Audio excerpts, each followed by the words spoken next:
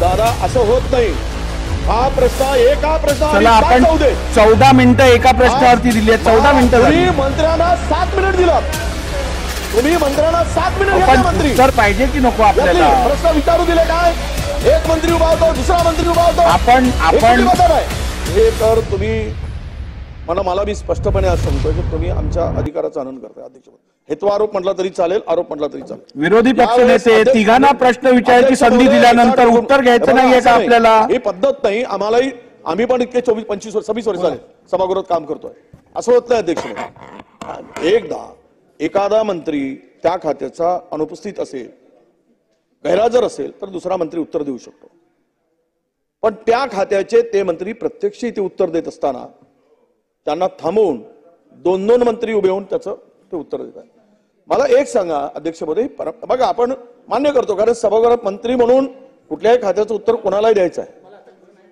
काय विषय असा आहे की जो प्रश्न त्याचा अर्थ त्यांनी मागितला ते उत्तर देत असतील, नाही दिले असतील तर ठीक आहे पुढच्या सिनियर. पण विषय काय होता आता भरकट चाललाय, याच्यात वेळ चाललाय, अत्यंत गंभीर विषय आहे. माझी हरकत एवढीच की पहिली होती त्याचं उत्तर आपण द्याल की एक मंत्री उपस्थित असताना कामकाजामध्ये दुसऱ्या मंत्र्यांनी त्याचं उत्तर देणं हे सभागृहाला अपेक्षित नाही. ती योग्य आहे का याचं उत्तर आपण द्यावं. कारण गंभीर प्रश्न असा आहे की हा शेतकऱ्यांचा प्रश्न.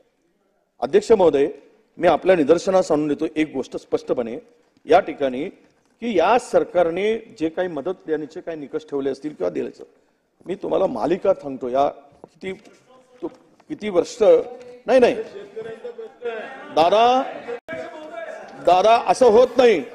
हा प्रश्न एका प्रश्नावर आपण 14 मिनिटं एका प्रश्नावरती दिली आहेत. 14 मिनिटं झाली. मंत्र्यांना 7 मिनिट दिलात. तुम्ही मंत्र्यांना 7 मिनिट घेतले. मंत्री उत्तर पाहिजे की नको आपल्याला? प्रश्न विचारू दिले काय?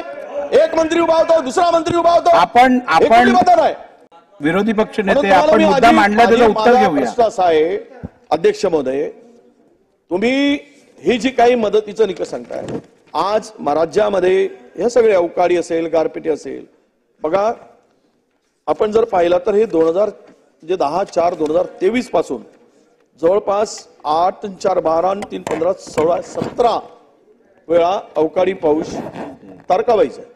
दुष्काळ असेल, गारपीट असेल, वाऱ्यामुळे फळबागांचं झालेलं नुकसान असेल, या सगळ्यामध्ये यावेळेस 1 जानेवारी पासून तर आजपर्यंत जे झालेलं नुकसान आहे फक्त आणि फक्त 24 कोटी रुपये. तेही 4/3/2024 ला फक्त 24 कोटी रुपये या शेतकऱ्यांना मदतीच्या रूपाने मिळाले. त्यातील नाशिक आणि नागपूरचा उल्लेख आहे. हा JR आहे तुमचा, त्याच्यानंतर तुमचा कुठलीही मदत त्या शेतकऱ्यांना मिळाली. अध्यक्ष महोदय, मला एवढंच प्रश्न आहे माझा की आज मराठवाड्यावर पडून निघाला, चाऱ्याचा पत्ता नव्हता, नव्हतं पीक गेलं. सोयाबीनला 2013 दर होते ते यावेळेस मिळाले. 10 वर्षांनी सोयाबीनला 2013 मध्ये जो दर होता तो आता मिळाला 10 वर्षांनी. खतांचे दर वाढले, बियाणाचे दर वाढले, GST लावला, शेतकरी उद्ध्वस्त झाला. या सगळ्या संकटामध्ये शेतकरी पिसतोय. अध्यक्ष महोदय, माझा प्रश्न एवढा आहे की यामध्ये निकष सांगू नका, निकषाच्या पलीकडे जाऊन हो तुम्ही लावलात, तुम्हाला पाहिजे काय उत्तर?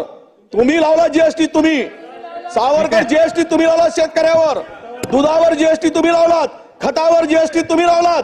या सगळ्या शेतकऱ्यांच्या अजिबात नव्हता, बोला अजिबात नव्हता. आणि म्हणून विरोधी पक्ष नेते प्रश्न त्यांना थांबवा. विरोधी पक्ष बोलत असताना मग मी पण मंत्री बोलत असताना उभं राहून हे करेल. तुम्ही जरा समजवा त्यांना, ही काय पद्धत नाही. केव्हाचे होते त्यांना विचारा प्रश्न, कधी लावला? 16 मिनिटं झाली आहेत.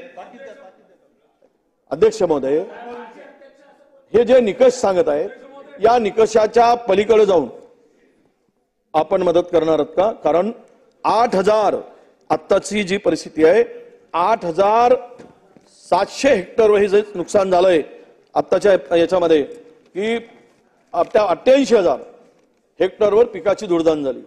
वादळी पाऊस, गारपिटी ही आतापर्यंतची स्थिती आहे. आणि विदर्भामध्ये तर हे संपूर्ण 76,000 हेक्टरचं नुकसान आहे. मी जिल्हे वाचून दाखवतो. अमरावतीमध्ये 54,000 हेक्टरचं नुकसान आहे. अकोल्यामध्ये 11,157, यवतमाळमध्ये 2,394, बुलढाण्यामध्ये 5,577, वाशीमध्ये 3,068 आणि खानदेशामध्ये 9,000 हेक्टर, मराठवाड्यामध्ये 2,716 हेक्टर, 87,747 हेक्टरचे प्रस्ताव या सगळ्या नुकसानीचे आले. यांना आपण किती दिवसात नुकसान भरपाई मदत करणार आहात, तो कालावधी किती असेल आणि त्याचे प्रति हेक्टरी काय मदत असेल एवढं आपण सांगावं.